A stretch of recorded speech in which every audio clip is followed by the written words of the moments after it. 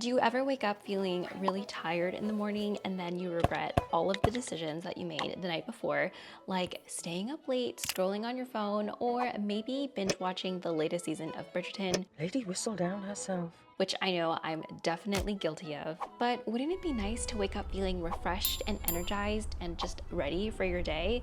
Instead, you're literally hitting snooze and dragging yourself out of bed, reaching for the first cup of coffee just so you can get through the day. And honestly, this is me on most mornings, which can feel a little chaotic. So how do we wake up feeling refreshed and energized and ready for whatever the day has in store for us? The answer is pretty simple, and that's to get enough high quality sleep each night.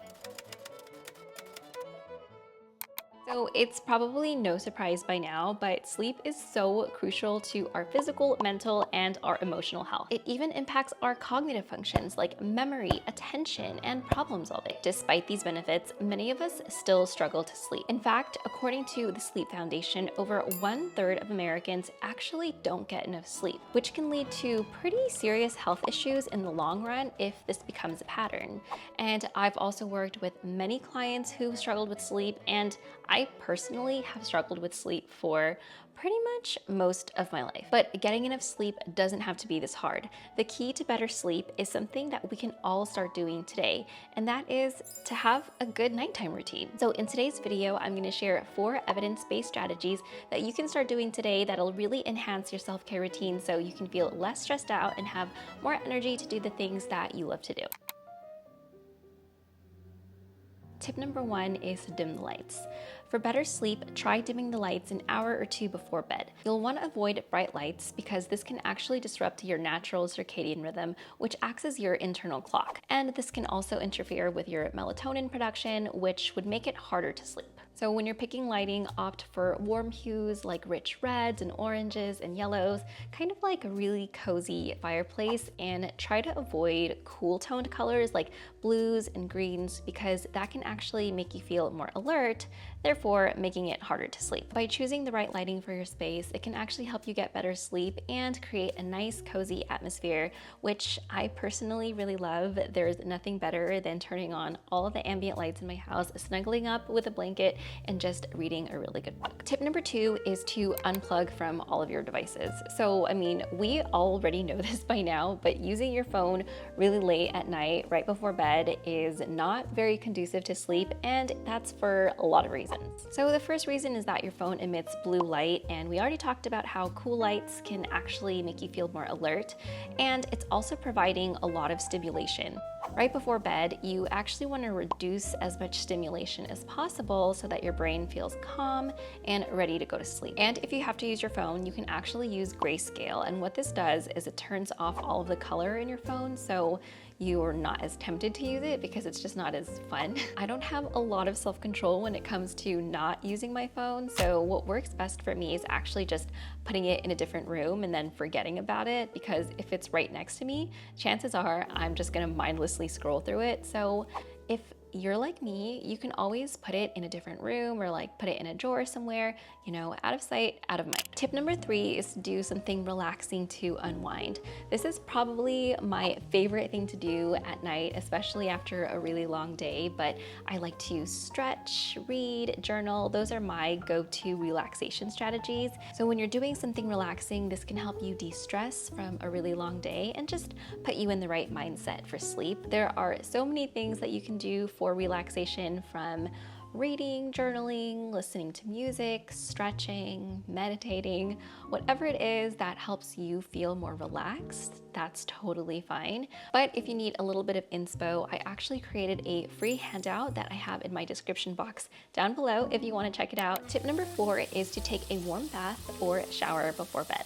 Now, I know some people might prefer to shower in the morning, but I personally love taking a shower at night. I just love feeling nice and clean before bed, and it really really does help me sleep better. And according to the National Institute of Health, taking a warm shower or bath an hour or two before bed actually promotes relaxation. And this is because warm water regulates your body temperature and it also eases muscle tension. So this can be a really soothing part of your nighttime routine. And a bonus tip for you all is to be as consistent as possible.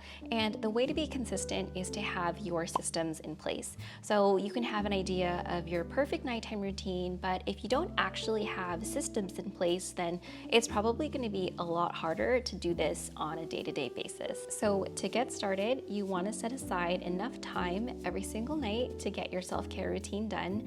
And this can be anywhere from 20 minutes to, I don't know, an hour, whatever feels best for you. I personally really love slow-paced evenings where I can just take my time and relax and not feel rushed. So I like to set aside about 45 minutes to an hour every single night for my nighttime routine, but I know that's not possible for everybody, and I don't even do this every single night. Sometimes it's just 30 minutes, but use whatever time you have, because even if it's just 10 to 20 minutes, it can still make a huge difference to your nighttime routine and your overall quality of sleep, as long as you're being intentional about it and choosing the things that really help you. If it helps, you can also write this down somewhere. It's on my Google Calendar, and then at 9 o'clock I get a little reminder to start my wind down routine. And once you've established your system, the second part of building consistency is to automate these habits. So an easy way to do this would be to complete the same steps